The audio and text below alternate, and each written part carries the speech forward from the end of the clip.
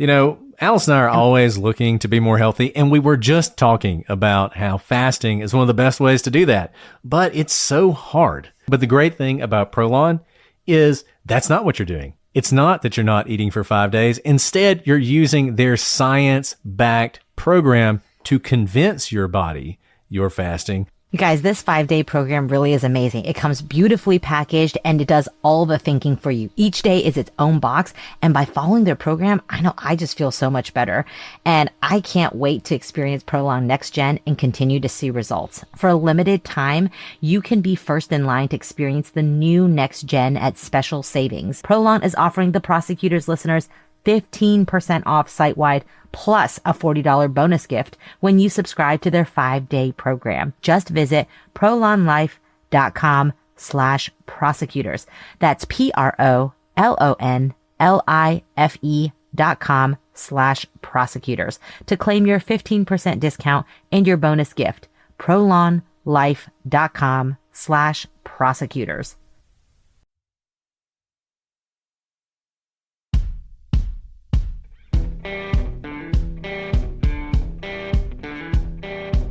I'm Brett. And I'm Alice. And we are the Prosecutors.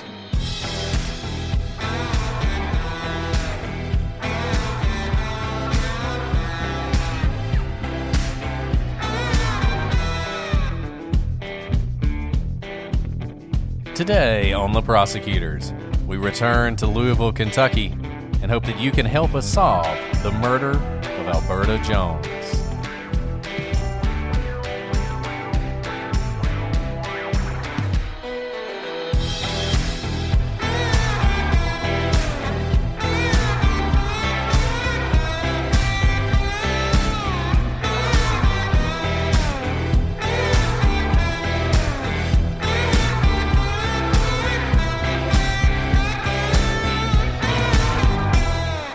Hello, everybody, and welcome to this episode of The Prosecutors. I'm Brett, and I'm joined, as always, by my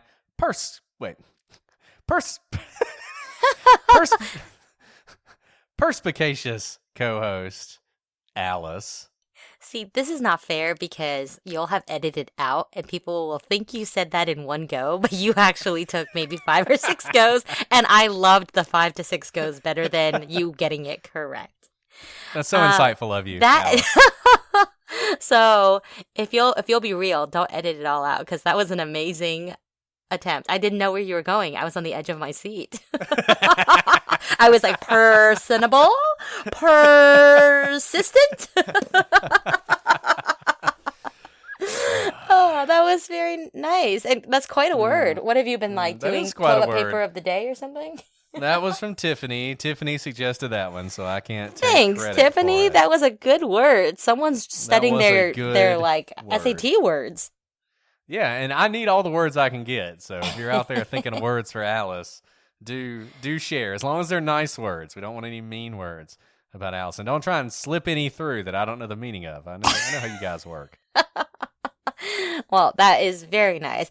These days, I don't feel like I understand anything. So that was a very nice descriptor because living with toddlers, now I think I can now officially say I have 2 full-blown toddlers. I don't have babies. I have toddlers with their own minds. And they really run over me every day. I know. Somebody left a review that was critical of us because we talk too much about our personal lives. And it's like, we got to let you guys know why our brains aren't working at various times. It's called context, guys. Context.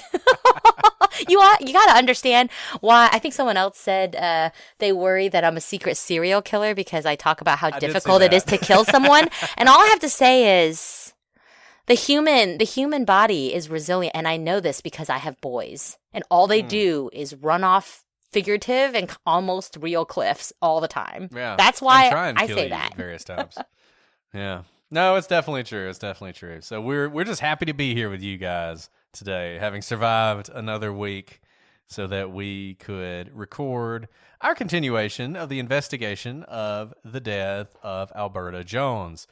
Last time we talked a lot about how amazing Alberta was, and we got into the timeline leading up to her death and discussing the investigation of her death, and how the police really kind of ran into a wall. As you guys may recall, Alberta was murdered on August 5th in 1965, and there were a lot of really nice things said about how close the police were to solving the crime and how they were working this very hard and how they had some suspects. But then, the trail kind of went cold, and all of a sudden, people began to forget about Alberta Jones and the fact that she had been murdered. And that brings us up to where we left you guys off last time, May 2010, when the Louisville Courier runs what I think is an absolutely stunning story. We will include it on the website so you can read it. And it reports that the police believe that they have actually solved the murder of Alberta Jones. And you may be wondering, well, if they solved it, why didn't we wrap this up last episode? Why are we doing another episode? Well, because in a stunning twist, the police and the district attorney say that they won't prosecute the person because they do not believe they can get a conviction. And Alice, this is one of those things that happens in cases, particularly old cases like this. Yeah, I think you're absolutely right. And the more stunning thing to me is that they announced they solved it, because this often happens behind closed doors and it's not public. There's no press conference because this does not look good for the city and the prosecutors that they can't bring justice to the family to Alberta. So this could happen behind closed doors and a case is closed because there's insufficient evidence to bring it before a grand jury or to prevail at trial. But to announce that you've actually solved it and you will not prosecute is very interesting, because the killer knows that too then, right? The person knows that they will not be prosecuted. It almost, I don't know, I'd be nervous about emboldening this person unless they think that it was a one-time offense. And we're going to talk about this suspect later and who this person is, but Alice makes a really good point. The police know who this person is. This person is alive. And yeah, taking the pressure off of them like that seems like an unusual move to make. Now, one reason I think the police couldn't just sweep this under the rug is they had to tell the family about this. And I think the family has continuously fought for justice for Alberta for a long time, and they weren't going to let this go undiscussed. Now, so I think the police felt like we have to put out a statement, we have to say something. Also, as we've said, Alberta is a seminal figure in Louisville history and indeed the history of Kentucky. And I think, if you want to put a positive spin on it, I think they felt like they owed something to Alberta to at least, put some sort of finishing touches on her story. Now, some of the reasons they said they weren't going to prosecute this case, they'd lost most of the evidence. All of the officers who had investigated it were dead. All of the witnesses were dead. And that was sort of the reasoning they gave in 2010, and people accepted that at face value, and it's not surprising. By 2010, it had been 45 years since Alberta was killed. Can we say that's why we speak with such urgency on some of the cases that we tell you all about, like the Delphi case and the Evansdale girls case? We tell you that witnesses' memories fade. People die who are witnesses. People who know things die. That's exactly what happened here. And this is why time is really of the essence in terms of reporting tips, in terms of investigating cases. We see the effects of too much time passing right here.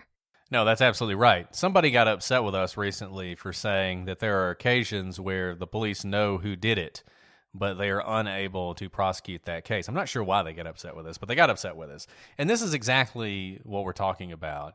There is a difference between knowing who did it and being able to prove that in court, particularly when so much time has passed and so much evidence has been lost.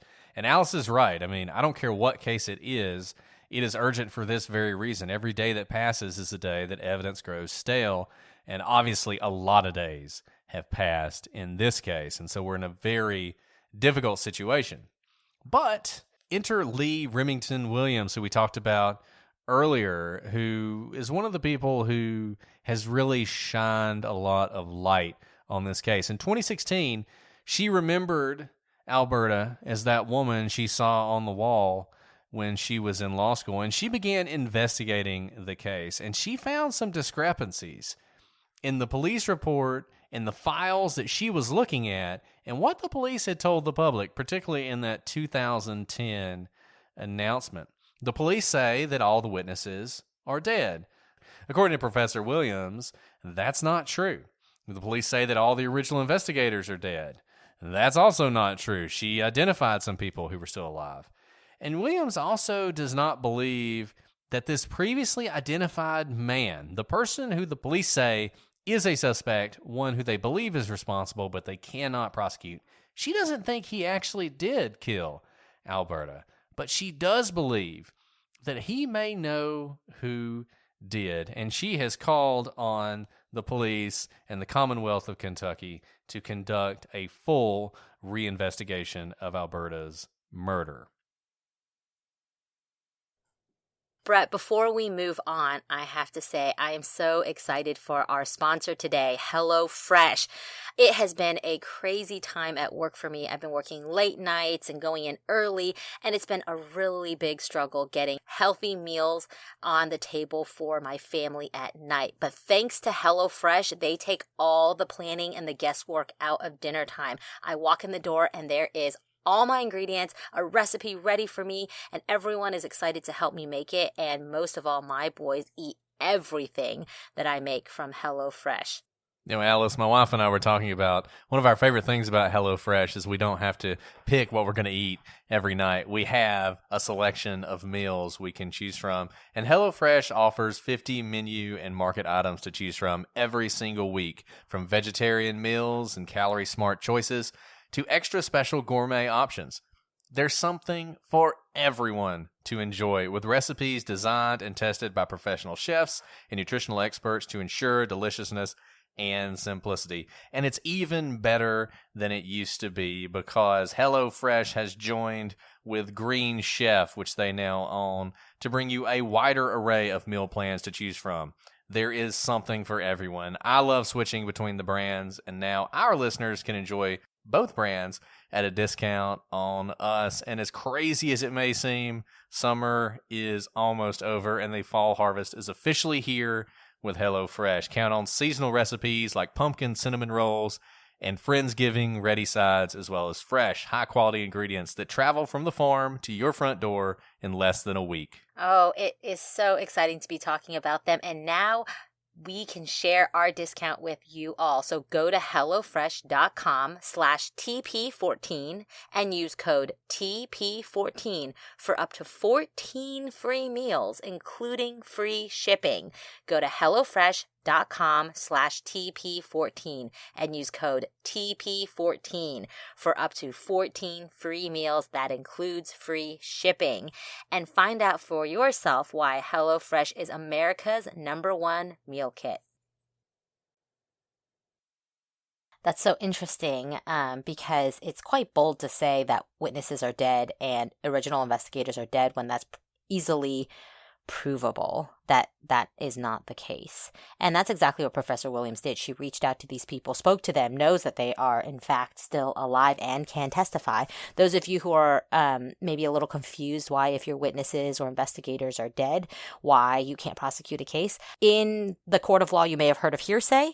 Hearsay is not allowed for the most part. There are some exceptions, but you get to confront those who make accusations against you as a defendant. So it is not enough that if you overhear something, that you testify it in court. The person who said it needs to say it so that they can be confronted with cross-examination. No, that's 100% right.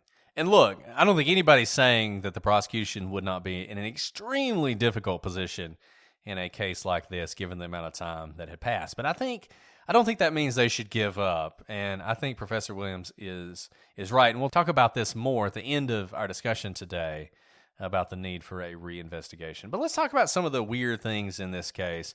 And we'll start with what, to me, is the most striking thing about this case, and I think maybe the key to understanding the whole thing, and that's Gladys Wyckoff's changing story. Now, we talked about this a good bit yesterday or last week. So you have this story by Gladys Wyckoff. You have the story that she told most closely in time to the murders. And then you have the story that she told a decade or so later. Now, ordinarily, and we talk about this all the time, ordinarily, the story that is closest to the event is the one you really want to look at because that's the one when the mind is fresh, when memories are sharp, when you really should be getting all the details that over time will be forgotten. And yet, in this case, that seems like it is not true. You look at Gladys Wyckoff's initial story. She says that Alberta was coming over on a work night after 10 o'clock to try on a wig. That is her story. And, I mean, frankly, to me, and maybe I'm putting myself in Alberta and Gladys' shoes and I shouldn't do this, but to me, that makes no sense. It is almost impossible for me to believe that Alberta would do that. And I'm not just speculating.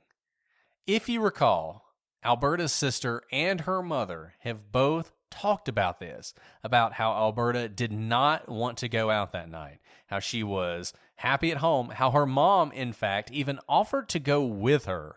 It was so late. And that makes me think that this initial story by Gladys, I'm not sure why she uses that story, but what it feels like she's doing is she's minimizing any involvement she might have in this case. This is a pure commercial transaction. That's the way she presents it. Not as any kind of personal interaction, not as any kind of favor, not as any kind of friendly thing, but we have a pure commercial transaction that we're going to engage in, and for whatever reason, this was just a convenient time to do it. You know, I think about how strange it is to make this a purely, even though Gladys's story makes it seem like it's a pure financial transactional service, you would only do something like that, have someone come try on a wig so late at night outside of work hours if you were in fact very close to them. And when you first read Gladys's, or about Gladys's involvement, it seems like they're actually very close friends. Who else would call you at 11 o'clock at night? You go out to eat, sit outside, if this is in fact true, you're getting food at 1 a.m, talking to strangers, maybe grabbing lemonade together, hanging out until the late hours of the night. I'm thinking of girlfriends hanging out. But I don't in fact think that Alberta and Gladys were that close.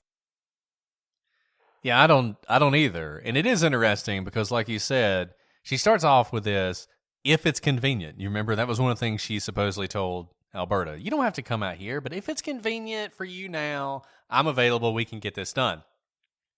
Then she immediately undermines that by the whole they went out to eat thing in the middle of the night, right? Which is strange. Like, why would they do that?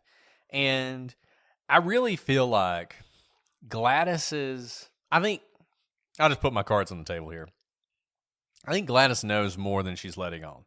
I'm not sure what she knows, and I'm not sure why she knows it. So, as we talked about last time, this story changes and becomes a much more personal and a much more political thing, if you think about it. Initially, Gladys says this is a lawsuit. She wants to sue somebody who's a competitor, is what it sounds like. And if you read the Washington Post articles, that's what it sounds like. She wants to sue a competitor, somebody who's done her wrong or whatever. But that's not what the Louisville Journal says. The Louisville papers say that what she actually approached her about was a lawsuit related to disparate treatment of black and white salon owners, right? And so there's a couple things about that. Number one, that is something that you can imagine would immediately pique Alberta's interest. We talked about this before. Alberta is no longer in private practice. She's a prosecutor. So she's not going to be going out to take private litigation. She's not going to be interested in a lawsuit between Gladys and some other salon owner. Even if Gladys tries to, needle her with being uppity now that she has this nice new job, it's not something that's really going to get her fired up. But this is Alberta, the civil rights advocate, the person who's fighting for equality. The lawsuit about disparate treatment, that is something that's going to get her fired up. That's something that you could imagine she would leave her home in the middle of the night to drive into Louisville to meet with Gladys and to talk about this. And that's the story that Gladys isn't telling until a decade later, and one that you can tell by the Washington Post article and the way the Washington Post article tells it even now, that Gladys was never very full throated about. And here's the thing. It would make sense for Gladys to call Alberta so late about this lawsuit. This lawsuit, if it's real, would really put everyone on edge. It would be against competitors. So you can't really talk about this when companies around, when business is when business is occurring, because people will overhear. You'll be put on a blacklist as the person who might be, trying to stir up some trouble, so to speak. And so it would make sense that Gladys would say, okay, the shop is closed. No one's around. Can you come consult on this? And you're right. I think Alberta would say, it's late at night, but this is what I live for. This is what I do for my community. Absolutely. I will come and do this. Now, here is why I think Gladys is not telling it in the first go round. It's not easily, but it's difficult for her to follow up on this lawsuit. If she was getting so close to filing, who was it going to be against? What was her legal theory? Who was her counsel?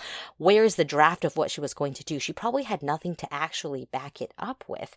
And so if anyone were to run that story to ground, because that would probably be an interesting story to follow up on, she would have nothing. Her story would be very hollow. Now you may be thinking, oh, well, she didn't say that because of all the reasons you listed before, why she didn't want to talk to Alberta about this lawsuit when others were around. If she told the reporters about this, then before she had a chance to file, others would jump on her or she'd become a target.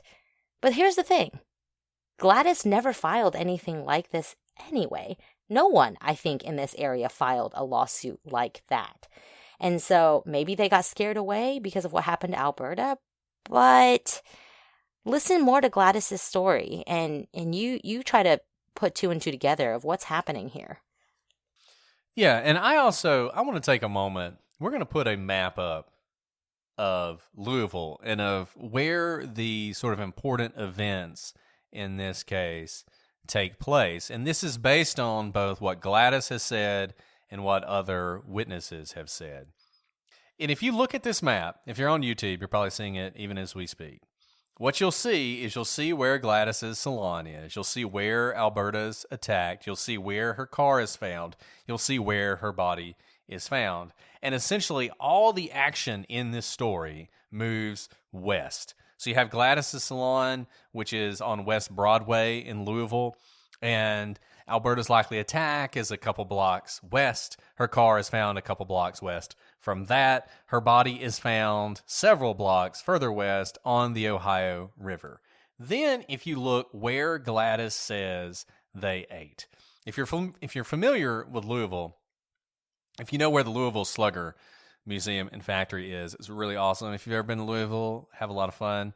When I went there, you get to do batting practice with like famous baseball players, bats, and so I was doing like Babe Ruth, and I don't even know how they swung the things. They're like 2x4s or something. But anyway, if you go even further east than that, you'll find the location of where Gladys and Alberta supposedly ate that night. And I got to tell you, it's like completely in the opposite direction of everything else that's going on here. Now, maybe in Louisville at that time, that was the only place to eat several miles away from Gladys's salon. But remember, it's really late.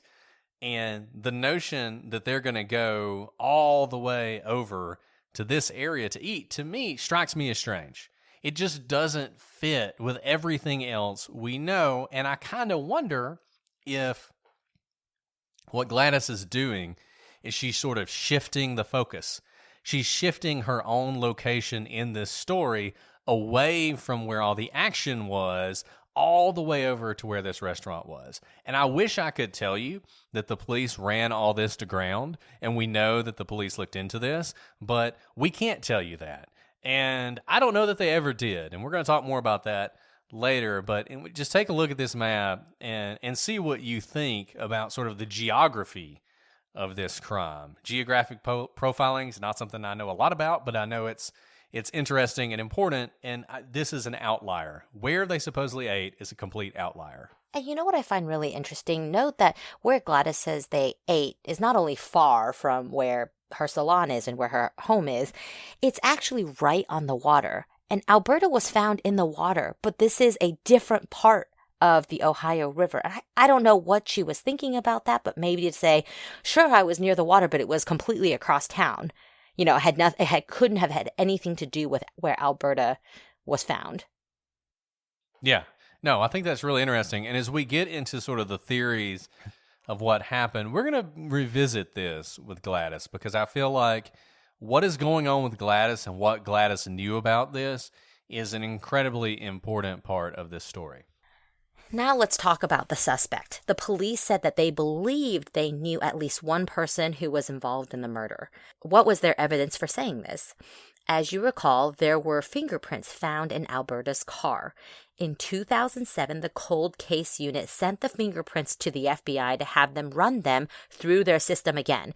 And part of the reason for doing that is a lot of time has passed and maybe more people's fingerprints are now in the system who were not previously in there. So it's kind of like you have, a couple decades more of data. Now let's run the fingerprints again. That's kind of the thinking behind it. And when the FBI ran these fingerprints through their system, they got a hit. A man who had lived in Louisville, but now lived in California. He had been 17 at the time of the murder, and in fact, several of his close friends lived on the same street where the abduction was said to have occurred. When this man was interviewed, he described himself as a bookworm who was on his way to college when Alberta was killed. He suggested that his fingerprint may have been in the car because he had rented it before. Remember, Alberta was driving a rental car that night. He said that he did not know Alberta and had never met her. But his brother said that he and his brother did know Alberta because she was best friends with their pediatrician. He also said that his brother was with him the night Alberta was killed. The suspect took a polygraph and he failed it. You know how we feel about polygraphs, that they are not foolproof whatsoever. But they mean something, at least, because people do continue to administer them. They're just not admissible in court. Now, with this information, a failed polygraph test, which is, we know, not admissible, and conflicting testimony to officials, which is that he didn't know Alberta, but his own brother says that they did know Alberta, and his fingerprint found in the car that Alberta was driving the night she was abducted and murdered, why didn't the police prosecute? The reason is no blood samples from the scene remain for DNA testing. None of the evidence can be found in the police property room, and it cannot be determined where the fingerprint was taken in the car. So this is part of what we were talking about, that when a lot of time passes, memories fade. People are supposed to document everything they do, but we think, of course, I'm never going to forget that this fingerprint was found on the steering wheel, for example. But 40 plus years later, those people are not there anymore. We don't know where that fingerprint was found. And you can imagine a lawyer, a prosecutor, trying to explain, there's a fingerprint. Now, I can't tell you where it is, and I have no DNA, and that's all I got. You can see how that's a very thin case. Yeah, absolutely. And, there's a couple things that I think are interesting about this that are worth exploring. The first thing, and we've talked about this before, just because you find a fingerprint or somebody's DNA at a crime scene or on the car or even on the murder weapon doesn't mean they were necessarily involved in the case. You see this a lot. Everybody who's ever claimed they're innocent is always going to say there are fingerprints and DNA that have not been identified, and that means that was the person who did it. And we've talked about this. There's DNA and fingerprints all over the place. Who knows? Who knows whether or not that's relevant? What's interesting about this, though, is this isn't just an unknown fingerprint. We now have the person. And he's saying, well, I probably rented the car. Maybe. But, the old, are there coincidences in true crime? And we've said there are. But when you have a coincidence where the person has a bunch of friends who live in the area and, oh, by the way, knew the victim, even though he denies knowing the victim, and then from the police's perspective, he also failed a polygraph, the police are going to be pretty sure at that point, this is not a coincidence. It's not that you rented the car. You were somehow involved in this. Now go back to what Gladys Wyckoff said about her story, her second story, the story that changed. And I'll just go ahead and tell you, I think the second story is closer to what happened than the first story, because I think a couple things are possible. We're going to get into this more later, but let's assume for a second that Gladys is just scared. That Gladys knows that her good friend was murdered and she doesn't want to be murdered. And that's why her story was different in the first one. What does she say in the second story? In the second story, she says that they're out there eating dinner, sitting in the parking lot, and they get hassled by some youths, by some young people, right? This guy's 17 years old. He's getting ready to go to college. He is the definition of a youth. He and a bunch of his friends all live around where Alberta is found. You certainly can imagine a situation in which he is one of the people who was harassing them that night. And if he were, and he were involved in this murder, you can imagine why Gladys might change her story rather than trusting in the police to protect her. And that seems like as good a time as any to get into some theories about this case. There are several, and they are all interesting, and I think they all tie in to what we've been talking about this whole time. And the first one, and I think the one that you have to start with, is that this is some sort of racial motivated murder. And given Alberta's involvement in the civil rights movement, that is something that we just can't rule out, especially as an immediate potential cause for her death. Now, Louisville is in northern Kentucky, but the fact of the matter is that the Ku Klux Klan and other white supremacist organizations were not limited to the very deep South. So a lot of people think of the deep South as sort of the states of the old Confederacy, Alabama, Mississippi, Georgia, Florida, those kind of places. But Kentucky and really all over the country had this as well. There was a time, for instance, when the governor of Indiana, we talked about how Indiana is right across the river, and half the legislature were members of the Ku Klux Klan. For those of you in other countries who may not know this, the Ku Klux Klan is a terrorist organization that was sort of an anti-civil rights, anti-African American, anti-immigrant, anti-Catholic. They're anti-everybody, hated everybody. Organization, they would do things, they would murder people, they would terrorize people, particularly at the beginning of the 20th century through the 60s. They're still around, but, not really much of a entity anymore. And the Ku Klux Klan, its history is really kind of tied into our history, the history of the country, unfortunately. One of the defining Supreme Court cases on First Amendment rights, for instance, is called Brandenburg versus Ohio. And it has Ohio in the name because it's about the Ku Klux Klan in Ohio. You might not even think of something like that being in Ohio, but they were. And so they would have been present in Kentucky and in Louisville at the time, and they would not have been happy with the kind of things that Alberta was doing. So it wouldn't be hard to imagine that Alberta was involved in some sort of racial attack. And indeed, the FBI has taken over this case under the authority of the Emmett Till Unsolved Civil Rights Crimes Act, which is a good thing, and I'm glad they've done that. And we know there are rumors that there were a number of white employees who worked in the court who did not appreciate that Alberta was breaking down barriers and, in fact, were often hostile to her. But the big problem with this theory, and I'm sure you already have identified it, is that it seems like this was not a murder driven by race. Everything we've seen in every eyewitness account that we have heard indicates that Alberta was likely murdered by one or more black men. Moreover, because she was abducted in the west end of Louisville, which at the time was a predominantly African American neighborhood, it's likely that any white men in the area at this time, at this very late time at night, would have been noticed. So while I don't think you could ever rule this out, given the time and given what Alberta was involved in, I think it is very unlikely that this is some sort of racially motivated attack. Yeah, I think that's right. And, we've already talked about Gladys's conflicting stories and changing stories over time. And Gladys herself is an African-American woman as well.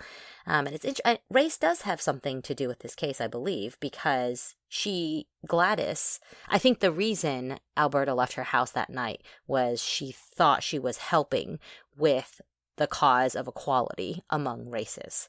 So while that may be the case, I don't think any of the evidence shows that she was specifically targeted and murdered because of her race. Now, she may have been we know that she was a very public figure, and there are plenty of people she could have angered. Now, this might go into the crazy conspiracy box, but let's talk about it. We do have the Nation of Islam, and as you may recall, Alberta represented Muhammad Ali at the beginning of his career. She was a smart lawyer, and she built into his early contracts that a portion of his winnings would be put in a trust that would only be accessible later in his life.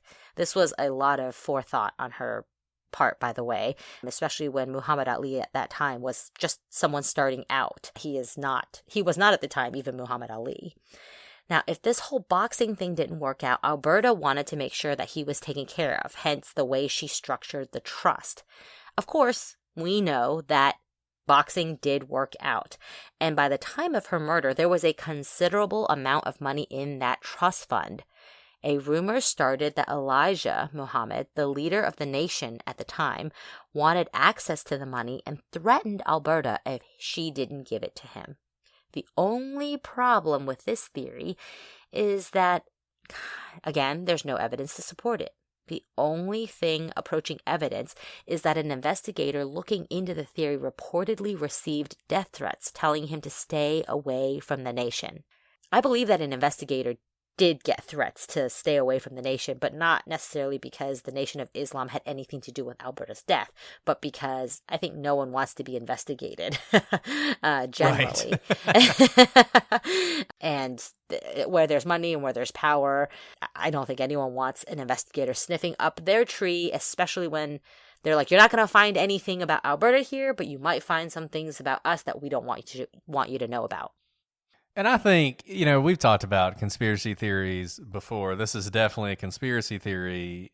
I think conspiracy theories give people comfort because if it's true that Alberta was murdered by the Nation of Islam, well, then most people don't have anything to worry about, right? Like most of us don't have any dealings with Muhammad Ali or Elijah Muhammad or the Nation of Islam. We're not really concerned about that. If, on the other hand, this brilliant, talented, up-and-coming woman was murdered in a much more prosaic and common way, then all of a sudden it could happen to any of us. And so sometimes I think people gravitate towards these sort of conspiracy theories because it makes them feel safer in a strange way. But there is certainly no evidence to support this, and I think this is probably a theory, while it's interesting to discuss and we wanted to throw it out there, is one we can probably put aside. Just a brief aside, because I know we hear in the news a lot about just conspiracy theories in general. I think that was a very wise insight you had, that we like conspiracy theories. I think everyone, to some extent, likes conspiracy theories. There's a reason conspiracy theories create clickbait, create clicks for news articles online, is because it makes us actually feel safe when something so extraordinary, so out of the ordinary that could not possibly affect our lives is the explanation for something very scary that we could all face. Yeah, and look, there is nothing more terrifying than chaos.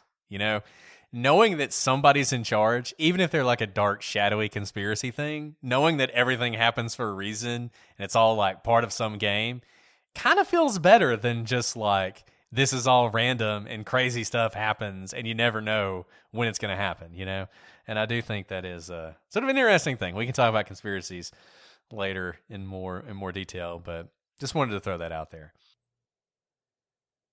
Alice, before we move on, I want to talk about one of our favorite sponsors, the blue light glasses that started it all, Felix Gray. 5 years ago, Felix Gray realized our eyes weren't meant to look at screens all day, whether it's smartphones or tablets or computers or TVs or Kindles or all the LED bulbs that surround you. That's going to bother your eyes. It's going to keep you up at night. It's going to give you headaches. And so Felix Gray designed glasses to make daily screen time more comfortable and the workday more productive. Absolutely, Brett. After staring at a computer at work all day, I can tell I have headaches. But ever since I got my own Felix Gray glasses, by the way, I got the Roebling frames in Sazerac Crystal. They look so sharp, so good. I actually just like wearing them even when not looking at my screens. But with them, I can tell that they filter 15 times more blue light. That can make screen time that's tough on eyes and disruptive to sleep just so much better. And you can get the lenses in non-prescription and prescription. That's right, Alice. All of you out there need to get yourself a pair of glasses, maybe a pair of Hamiltons, like me, made for the 21st century and designed for modern, hard-working eyes. You have nothing to lose except maybe eye strain. Go to felixgrayglasses.com/TP for the best blue light glasses on the market. That's FELIXGRAY glasses.com/TP. Free shipping, free returns, free exchanges. felixgrayglasses.com/TP. The other thing that's possible here, which is also a conspiracy theory of sorts, but maybe a more likely one, is that this is some sort of political hit. And look, there were a lot of those in the 60s. You know, this was going on. There were people being assassinated often. As we said, some of Alberta's last words to her sister as she's reading about JFK is that she hoped she wasn't assassinated. And her sister made a joke about how so she's not president, so she didn't have to worry about that. But Alberta was important, and she was impactful, and she was somebody that people knew about, and I'm sure somebody that rubbed some people the wrong way. Remember, she wasn't just involved in politics. She was rocking the boat. The local NAACP organizers preferred Democratic candidates, and they had been supporting Democratic candidates for a long time. This was a weird time in American history. You had most places in the South, including Kentucky, were controlled by Democrats because Abraham Lincoln was a Republican, and the Republicans were the ones who freed the slaves and won the Civil War. And in America, we're still fighting the Civil War. So you had people at the time who still didn't like Republicans because they were Democrats. And then you had, in the 1930s, the Democrats, FDR, the New Deal, which sort of solidified the control the Democratic Party had in the South. And so a lot of people in the NAACP thought, we can take over this sort of democratic apparatus and use it to our advantage to advance the civil rights cause. And you know, in the long run, that kind of worked out, right? I mean, now the South is mostly Republican. Most African Americans vote for Democrats. But at the time, everything was very much in flux. And Alberta was not a Democrat. She was an independent. She had created and helped lead this independent voter organization. And its view was, whatever you guys want to do long term, right now, the Democrats in office are not supporting civil rights legislation. We want to replace them with people who will. And what they did is they ran a lot of Republican candidates, many of them African American, so they could take control of government and advance these civil rights causes. And you have to wonder, could it have been that Alberta was targeted to stop her efforts in the political realm? Like I said, this kind of feels like a conspiracy theory. There's nothing really to support it. There's no indication of any threats of violence, for instance, against Alberta. But you do go back to Gladys. Gladys, you know, she just keeps pulling you back to her because we know the reason that Alberta was where she was when she was killed was because of Gladys. And you have to wonder, is Gladys somehow involved in setting Alberta up? And if she is, who is the one doing the setting up? You've made a compelling argument there, Brett. But as good as those reasonings are, like kind of the other theories we've talked about, there's no real evidence as to this being a political hit. So it's kind of frustrating so far with all of these theories and no kind of hard evidence with them. We promise we'll get to what we think soon. But let's talk about another theory. A serial killer. Now, before you scoff, at the time of Alberta's death, there had been 5 other unsolved homicides of Black women in the West End that year alone. One of the women had been dumped in the river after her death. Could that killer have also gotten Alberta? Now, this is a sexy theory, but given that Alberta was almost certainly murdered by more than one person, it's unlikely a serial killer is responsible, because serial killers typically work alone. I think there is not an indication that the other 5 women who were killed in the West End that year, I think they were killed by one person, or there's no indication they were killed by multiple people. And the little evidence we have about sightings around Alberta at this time is that there was more than one person. Yeah, and I think this goes to eyewitness accounts. And can you trust eyewitness accounts? And we talked about eyewitness accounts and the problems with them before. But one thing that seems to be consistent, multiple people saw multiple people involved in this. Even going back to Gladys. Assume Gladys is completely uninvolved in this. She's just an innocent bystander. Those youths, I keep saying youths. I feel like I'm in My Cousin Benny. Youths. Them youths. They're so loud. They play their music so loud. Yeah. There were multiple of them harassing them. When Alberta goes to get Cokes, there are 2 gentlemen talking to her outside of the convenience store, assuming it's her. The family who hears screaming and looks outside and sees a woman matching Alberta's description being forced into a car sees at least 2 men, probably more. So, if any of those are accurate, it's just unlikely that this is a serial killer, because serial killers, they tend to act alone. There are exceptions. Don't send me all the exceptions. I know they exist. But the chances that this is the action of a serial killer, probably not that great. And frankly, even that there is a serial killer involved in all 5 of these murders, also not great. These are 5 African-American women murdered in 1965 in Louisville. As we'll talk about in a second, there's really no telling how much effort was put into actually figuring out who killed these women. So a more prosaic theory than an assassination or a serial killer or the Nation of Islam is that this was a robbery gone wrong. It could just be that Alberta was robbed. It was, after all, very late at night, and when her purse was found, her wallet was found too, but it had no cash in it. Could this be as simple as a robbery that got out of hand? The police have said that the backseat of the car revealed that there had been quite a struggle. It's even possible that the robbers did not initially intend to kill Alberta.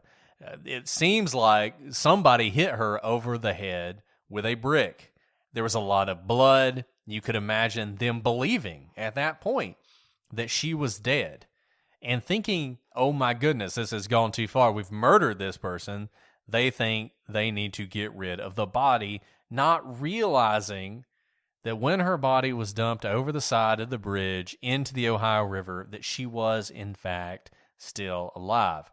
Now, the family has rejected this theory. The family does not believe this theory is accurate.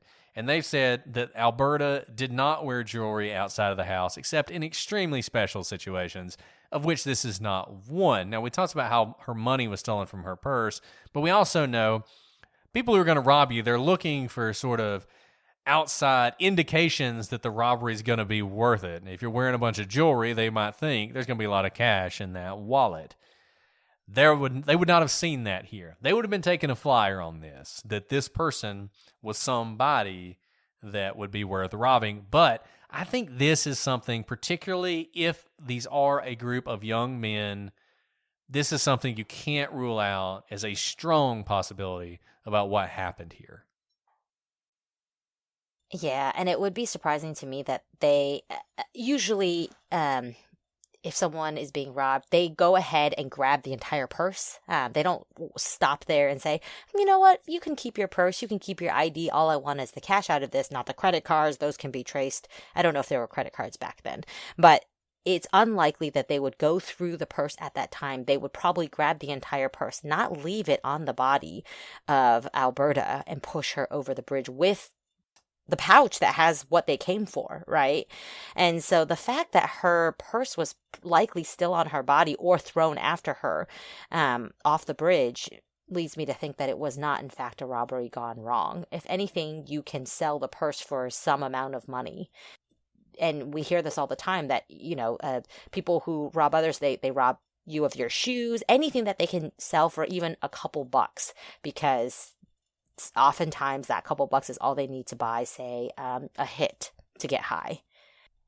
Now, this last theory we're going to discuss, I think, is probably the most likely. And it's not because there's more evidence for it than the other theories we're talking about, but I think you can understand where we're coming from after we talk about it. The other theory is that Alberta was murdered because of something related to her job as a prosecutor. Remember, Alberta had only been in the job for about 6 months, and she was prosecuting very sensitive crimes, specifically domestic assault. Now, any police officer will tell you that the scariest calls they get while on duty are domestic violence calls. And that's because emotions are raw, people are angry.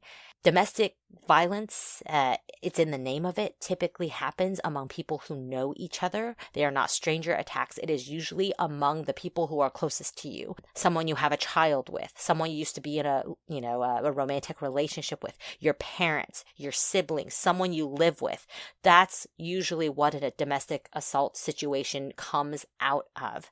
And because of that, think about your own every family has their own sort of drama, right? Think about how heated you get in life.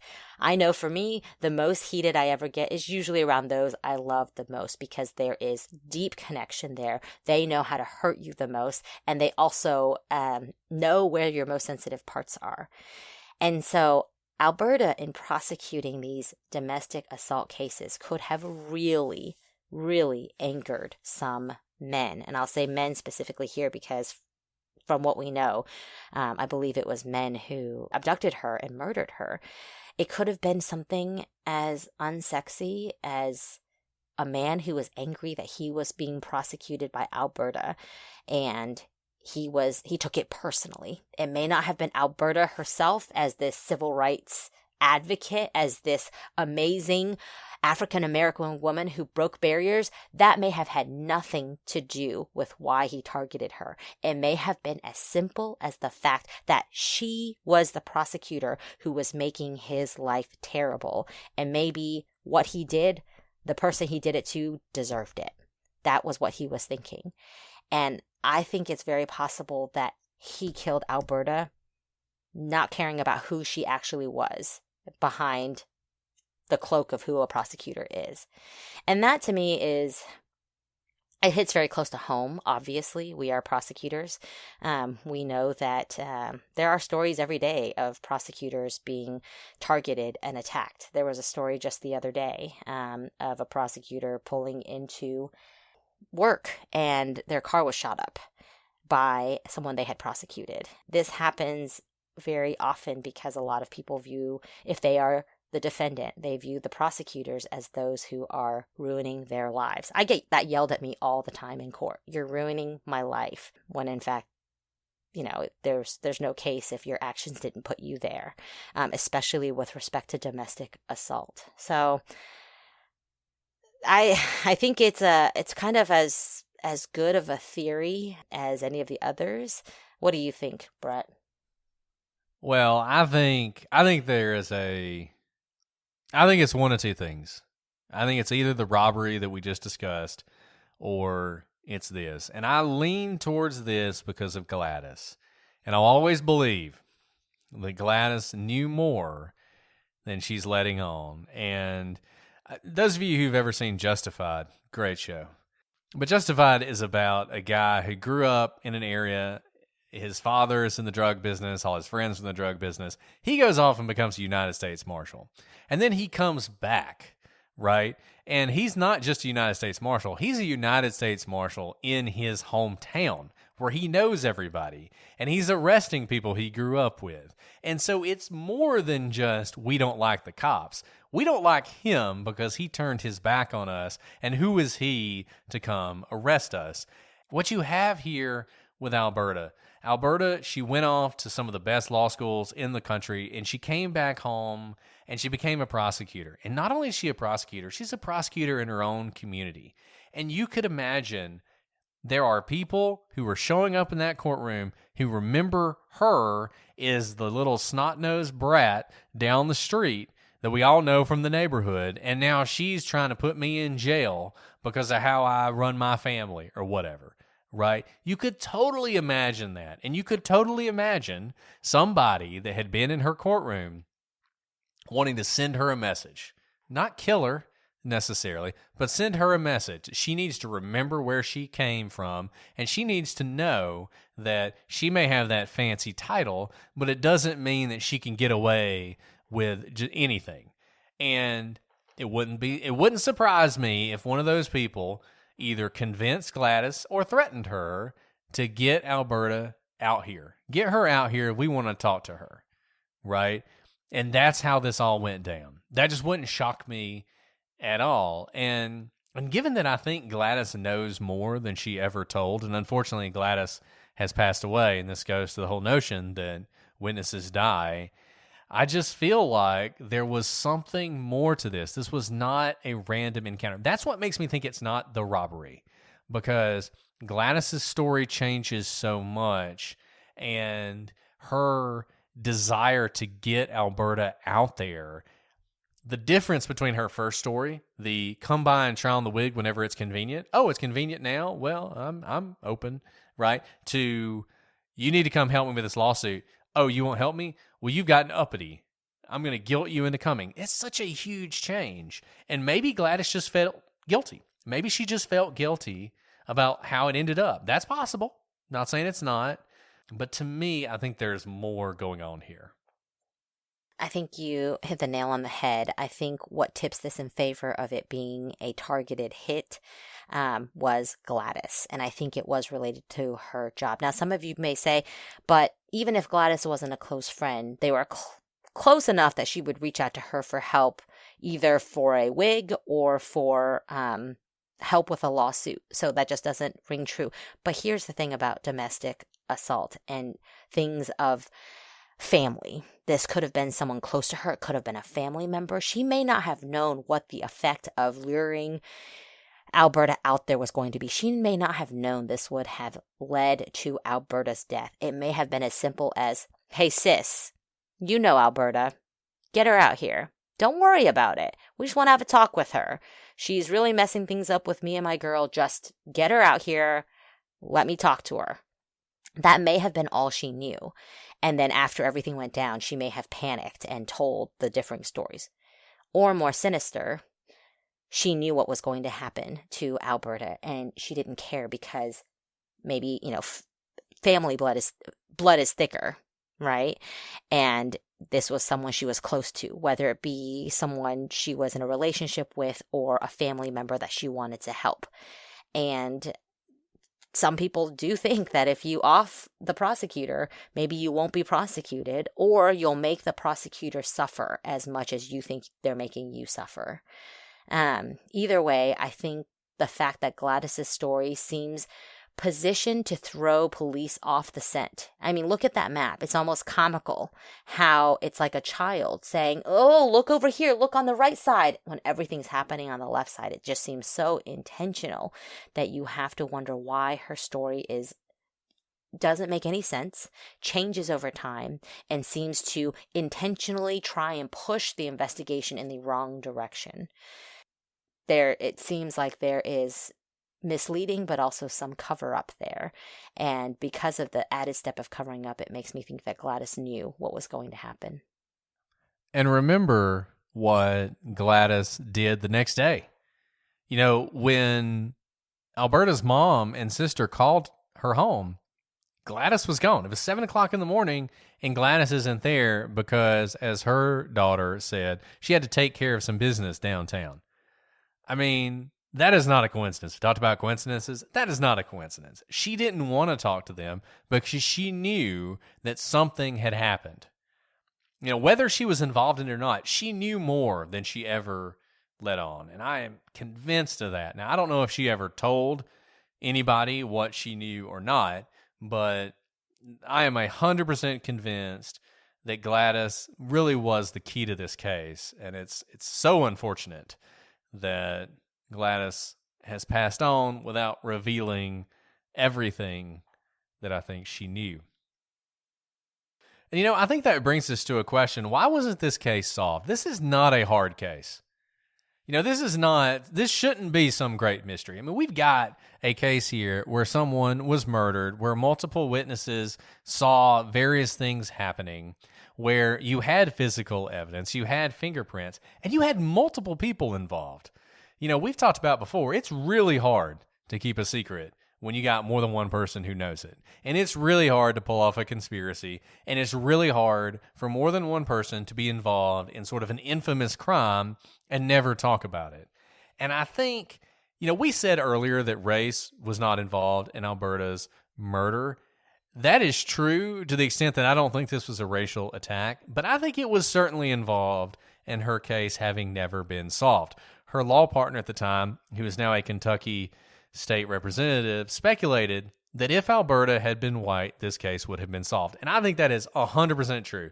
If Alberta had been a white prosecutor murdered in Louisville, the police would have turned over every stone to find her. It is hard to imagine the police not putting more effort into solving this crime if Alberta were white.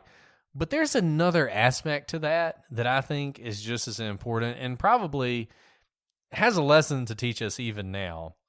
If the police had a better relationship with the black community at the time, maybe they would have been trusted with more information, and they could have solved the case earlier. This is one of those where I have to believe there are people who knew what happened to Alberta. They knew who was responsible, and they never said anything. Maybe it's because they had personal relationships with the people involved, but I bet as much as that, they did not trust the police. And why would they? The police had been sort of a instrument of oppression for a long time in the Jim Crow South, in segregated South. And this is 1965. Well into that, it was a long time before you could even begin to say that had changed. And I think that had to play a role in why the police did not get more information about this case that could have solved it. And as it is, with evidence lost and so much time passed, unless someone talks now, it is unlikely that Alberta is going to get the justice she deserves. And I hope somebody out there who is listening, who knows something, and I've got to think it's not just the people who were alive at the time. People have heard stories. I just think there are people in the community, even now, who've heard stories about what happened to that young lady prosecutor who got murdered. And those people need to come forward, and those people need to share what they know. And I hope that the Commonwealth of Kentucky and the FBI will put the effort into solving this and into reopening this investigation and talking to everybody they can to make sure that Alberta gets justice. Yes, and you may be part of that. We'll kind of finish this up with a little bit of a coda for Alberta. On October 8th, 2017, a banner was hung from a building at the corner of 6th Street and Muhammad Ali Boulevard in Louisville. And on it, Alberta Jones, the first black woman to pass the Kentucky bar, the first black prosecutor in Louisville, and someone who deserves justice, hangs there for all to see. And that still hangs there today. You can see it for yourself. Hopefully what it serves as is a constant reminder that she still deserves justice and that someone will speak up, and there's still time. There's still time right now, but time is running out. And as we said at the beginning of this podcast, this is a case that is not covered that often. I hope more people will cover it. If you're out there and you're listening to this and you have a podcast, you do a true crime podcast, and you want to cover this case, feel free to use anything we've said. I don't care. We don't care. Use it. Just cover the case. And I think the more people who can hear about this, the more people who learn about this and learn about Alberta, number one, she deserves to be known for what she accomplished. And number two, she, like every victim of crime, deserves justice. And she hadn't gotten it. And we talk about a lot in the true crime community. Like, why do we do this? And part of it's just entertainment. We enjoy it, right? We enjoy doing this. And I don't think there's anything wrong with that. I don't think you have to make any bones about it. But on the other side, we also want justice for these people. We care about victims. We want victims and their family to have justice. Alberta's sister is still alive, and she deserves to know who did this and why they did it to her sister. So if you know anything, I hope you'll reach out to the Louisville police. If you don't feel comfortable talking to the Louisville police, send us an email. Anything you tell us will be confidential. Obviously, we'll pass the information along, but everything else will be confidential. Please reach out. Let's solve this case. We can do this. Love to hear what you guys have to think. Shoot us an email, prosecutorspod@gmail.com. Reach out to us on social media @prosecutorspod, on Twitter, on Facebook, on Instagram. You can follow us on Patreon if you want to get ad-free episodes, and if you want to do monthly Get Vocals and see our beautiful faces, particularly Alice's, not so much mine. Or head over to our store and pick up a onesie for your baby or a coffee mug that you can enjoy your daily coffee in that says Prosecutors on it. And won't that make you happy? It'll make us happy too. So let us know what you think. We are really excited about this case, and we really hope that it gets more coverage and that one day we can have a follow-up where we talk about how Alberta's case was solved. Well, Alice, do you have anything else to add before we sign off? No, I hadn't heard of this case before we covered it, Brett, and it really got me fired up because Alberta, in her own right, as we've said multiple times, is just an amazing woman. As a fellow female prosecutor, I didn't even know I had her to thank for so many things. And her story, apart from her murder, deserves to be told. And I'm glad we were able to do that. But also, I'm glad we were able to cover the murder because, like you said, I think we can solve this. So thank you all for listening. And please cover it. Please share it for Alberta's sake. Well, that is all we have for today. We will be back next week with a new case, a different kind of case, a disappearance, a mysterious disappearance. So I look forward. You guys know how much I love disappearances, so I look forward to sharing that with you. But until then, I'm Brett. And I'm Alice. And we are the Prosecutors.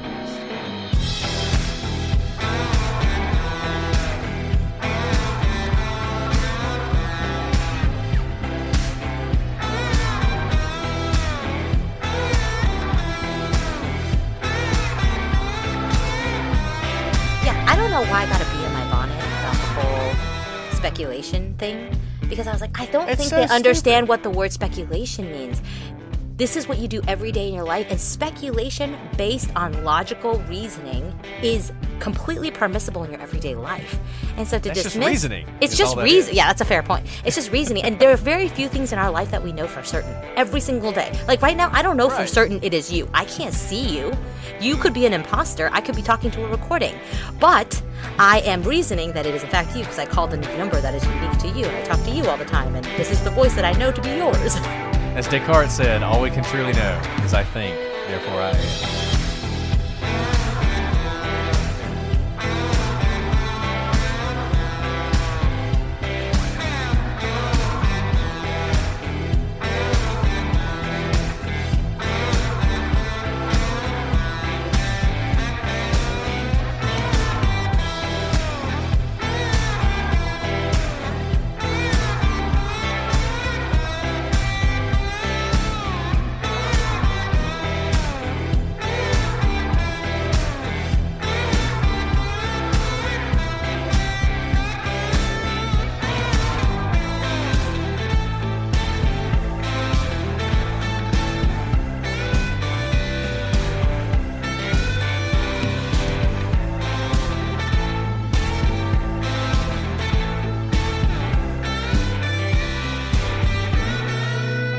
But do you know? Because the Matrix told me that I could think and not be. There you go. I'm sorry. I just got really annoyed today about that. I don't know why. I was maybe because it had to do with something they come from a biased view. I said, no, it's not biased if you have formed your opinion based on all the evidence before you. That's very different